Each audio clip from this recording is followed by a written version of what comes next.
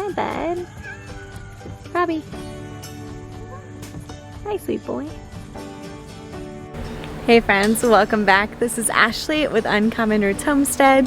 It is a beautiful fake fall morning. Remember we talked about fake spring a ton earlier this year?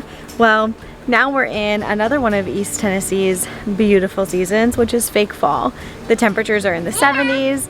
It's absolutely gorgeous. Lily's house. It's absolutely gorgeous, and we know this is not gonna last, but we're trying to enjoy it.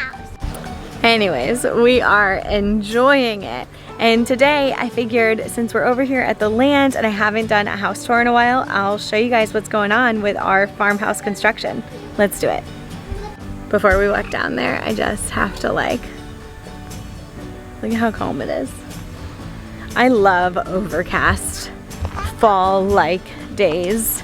They're just so relaxing. It feels like the most work that we have to do is always in the summer, and it's hot and it's kind of miserable. So whenever the temperatures start to drop and you get these overcast, just calm days, it just feels special.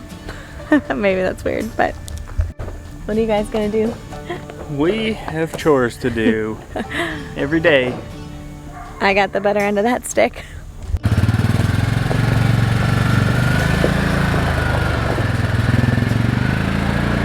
So before I head down to the house, I decided to grab all of the garlic because I'm gonna go ahead and hang it in the basement. We got the thumbs up from our builder that I could use the space, and it's much cooler. So you really wanna store your dried garlic in a cool, dark place. And it's pretty hot in this garage. Even though we have the fan running and it's not terribly stifling, it's not ideal. And I want this garlic to last, so I'm gonna go move to the basement.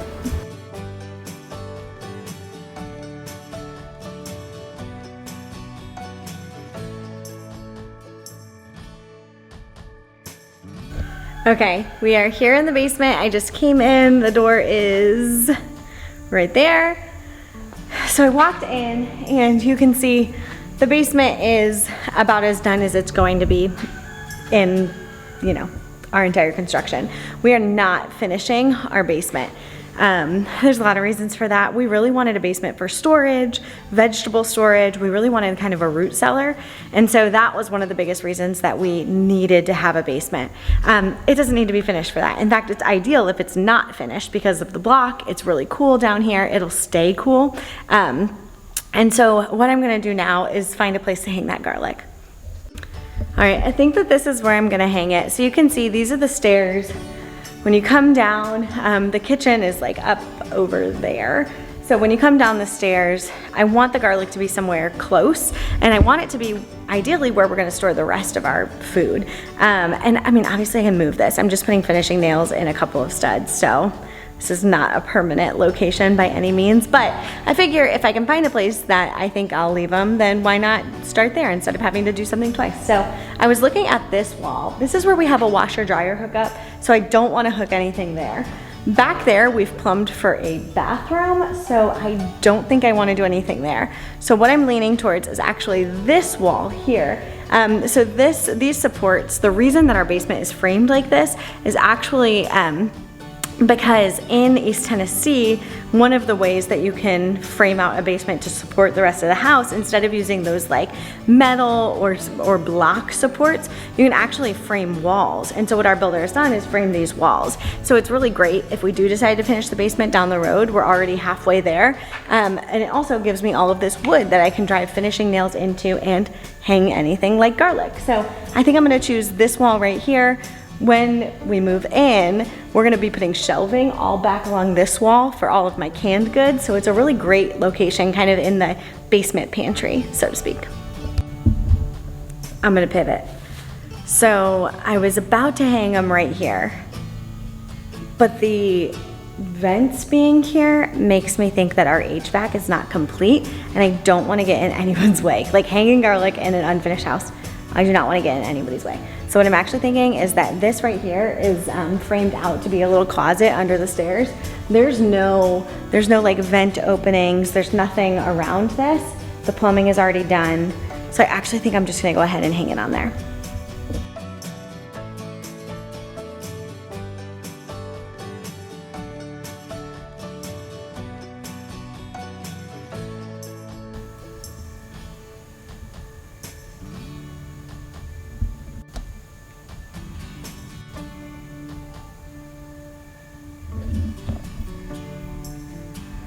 All right, so that is done.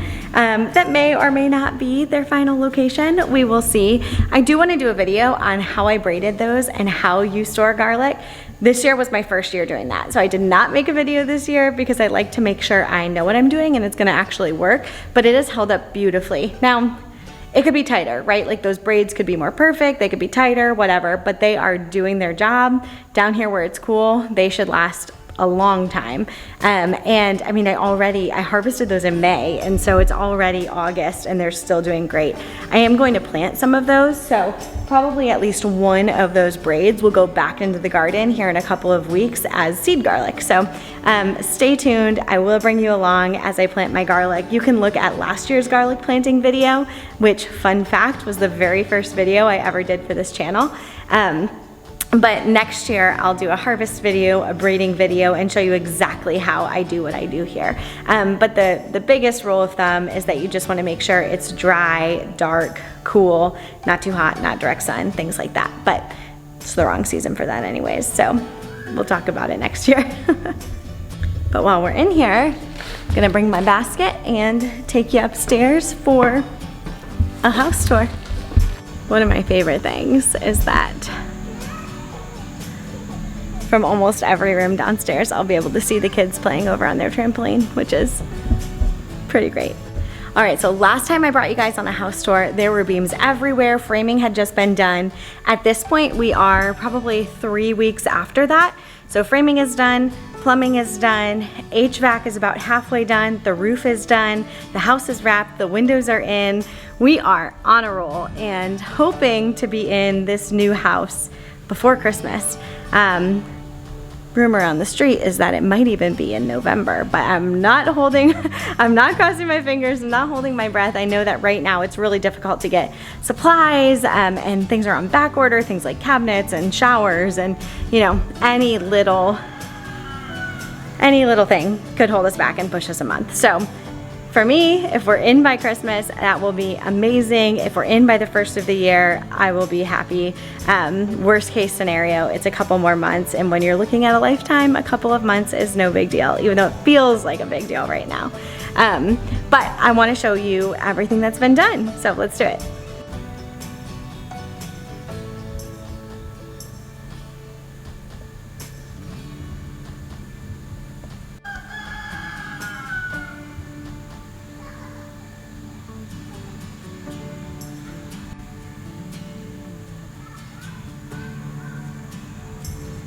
All right, so when you walk in the back door here, you are in our mud room / laundry room.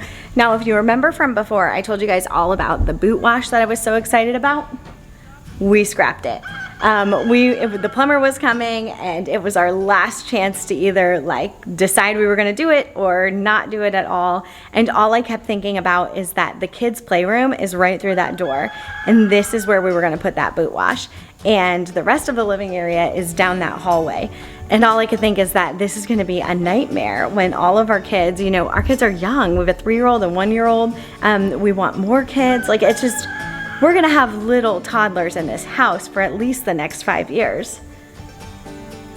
A shower that's open, essentially a shower, right? Like a boot wash is essentially a shower that's open, that's in reach for a toddler right here in the main living area is a horrible idea. So we decided to abort that mission, and instead what we're gonna be doing is a hall tree right there. So a hall tree is basically like open shelving with a place to store boots and things like that. It's great for coats and backpacks and all of the things. So we're gonna have our builder do a built-in there. I think that's gonna be a lot more practical for us right now. And what we're going to do is in the future, do a boot wash outside, which honestly is probably more practical anyways. The indoor boot wash was really cute and I mean, okay, it was just really cute. But when you think about it, when I come in, my boots are covered in cow poop, sometimes pee, lots of mud. Do I really want to be washing that off inside, like on a tile surface that then I have to clean? Probably not. So instead, we had the builder run water right outside this back door. Eventually, we'll do some kind of a stone little area, and we'll have that be the boot wash where you can rinse your boots off. We don't have to worry about like sanitizing, washing. We just don't have to worry about that being inside because frankly, animal poop has no place in my house. It's why we don't have indoor cats, but I digress. So you come in, that hall tree will be there. The playroom is down that way. On this side, we'll have the washer and dryer. We did have the builder bring this wall out a little bit to hopefully reduce the amount of sound that we get from that washer and dryer. So I was a little bit worried having the washer and dryer with no door. It's just kind of open right here. I was a little bit worried that it would be really loud, but I think having that wall, once it's drywalled, will help with that a lot. And then it keeps the space open so it's not so closed off. So I'm not too worried about it at this point. We'll see. We also have the washer dryer hookup in the basement. So worst case scenario, we'll just move the washer and dryer down there and call it a day. Though our plan right now is actually to have a second set of washer and dryer that we find on like Craigslist or Facebook Marketplace somewhere where we can grab a set for like $100 and use that for all of our farm stuff. So anybody who lives on a farm can appreciate this, but we have like, every time I milk the cow, I have rags that I've used to clean her. We have like our farm clothes that get really dirty. Sometimes it's not great to put those in with the rest of the laundry. So my thought is that if we have a second like farm washer and dryer downstairs that we don't care about, it's not a big deal if they, you know, a bunch of poopy rags and pants and stuff go into it. So then back this way, we have a full bath there. That's technically like a guest bath. If the kids' playroom were going to be a bedroom, which is what I mean by the plans, technically it is, and that's down this way. If that were going to be a bedroom, you would want some kind of a full bath for any guests who were gonna be, you know, staying in it to use, so they don't have to go upstairs to the full bath or into the master. But we're gonna be using this room as a playroom, like I said. So this window is one of my favorite things. So if you notice, there's about 18 inches where this comes out and the window is set back. That is because this is gonna be a window seat with built-ins up the side. Perfect for kids' books and some bins with toys. I'm just so excited. I think that this is gonna be beautiful. It's one of the things that I absolutely wanted to have in our new build. And I, you know, when I was little growing up, I used to love to find like a little nook by the window to read my books. And Isla is getting to the age where she's starting to like read her books on her own, and I just felt like it would be so sweet to give her a space where she can look out over the chickens and the yard and read her books and just kind of have that space to herself. And eventually Liam will like that too, and any other kids that we have. So I'm pretty excited about that. The other thing I'm excited about is to finally have a closet in the playroom. Right now in our current house, our playroom is in the dining room, so there's no closet. Having a closet is gonna allow me to bin toys so that the kids can only get one bin out at a time. It's great in theory. We'll see how it pans out in reality. All right, so this is by far my favorite part of the house. This is our main living area. It is super open. Right now I have you sitting where you're kind of sitting about actually where the counter will be. So a little bit lower, so imagine you're up a little bit. And that's where our counters are gonna be. And the cabinets go all the way down. We did only lowers, no uppers. We're gonna have some great open shelving. I've got the brick wall, and then it's just open. So the kitchen is gonna be connected to the living room, which is something that I have wanted for so long. In our current house, it's kind of like an L shape. So if you're in the kitchen, you can see just a sliver of the living room. But if everybody's hanging out in the living room, you actually can't see them at all because there's a wall where the pantry is that kind of separates. And I hate that because I spend so much time in the kitchen, baking, cooking, preserving, and sometimes I feel like I'm just disconnected from the family, or Kevin and I are both doing that and the kids are just kind of off on their own, doing whatever in the living room. So I'm really excited to have this open space where we can kind of connect all of the worlds at the same time. I've got a 10-foot dining table that I commissioned that has a 4-foot leaf, and so if you're doing the math, that's a 14-foot table we're gonna have down the side here. Which right now in our current house, we actually don't have a dining table. We don't have room for one. So when we eat or when we have people over, we have 4 stools at the island, and that's it. So everybody kind of just like stands around and eats, and it's not ideal. And I, by nature, love to host. I love to have people in my space. I love to share my space with people, and I wanted a place where everybody could have a seat at the table. I know I've told you guys this before. So I'm so excited to have that giant table in this space that's so open.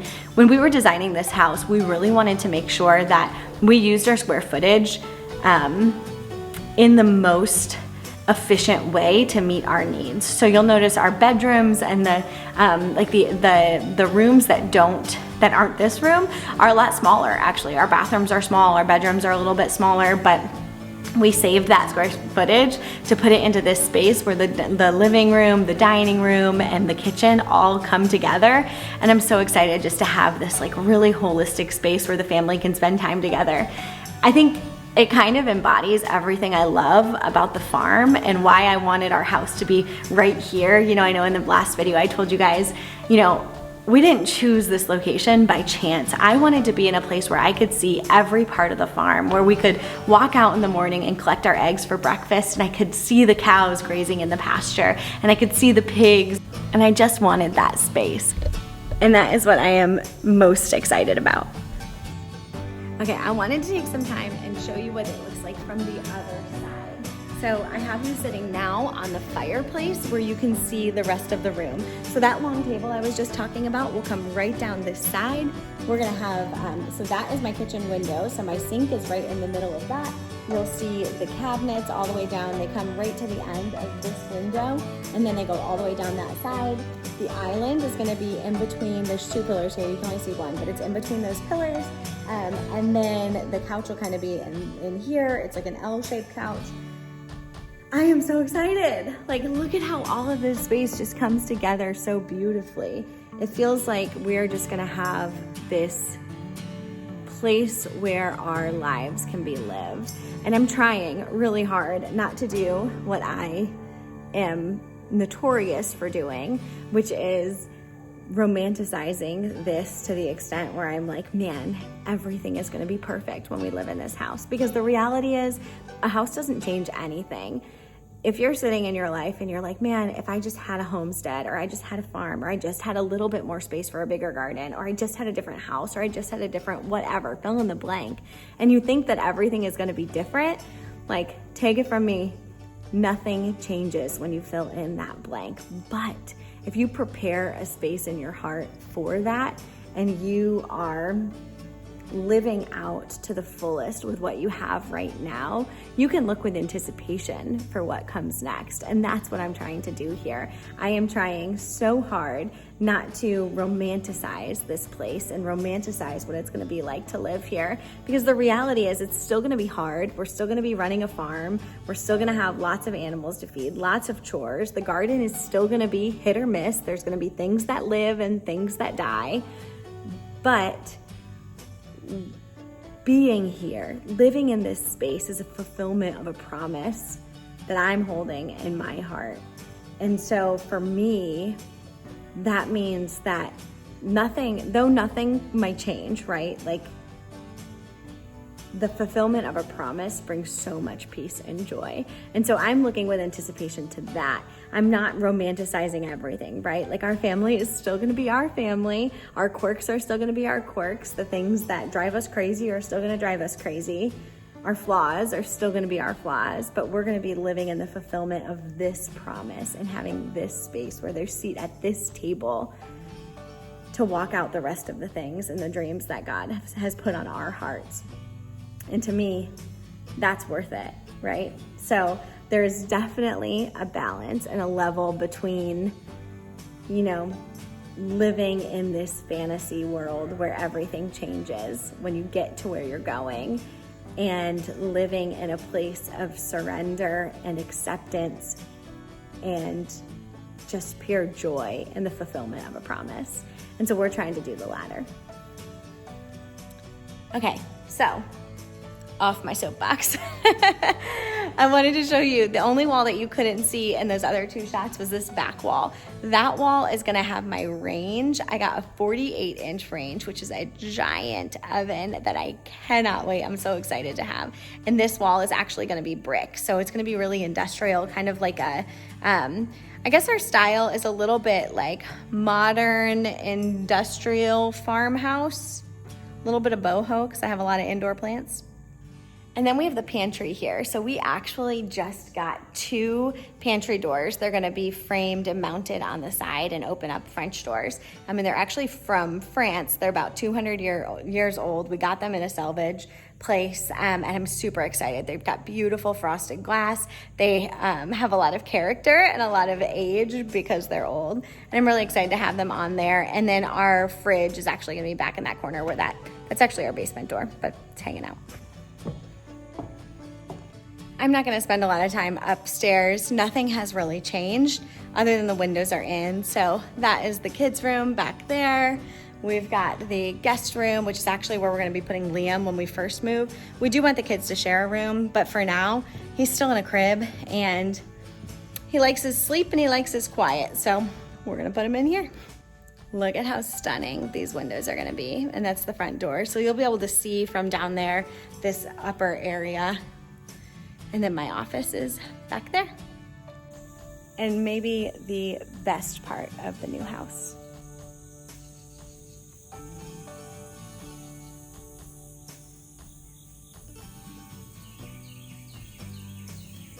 How gorgeous is that porch? I'm so excited.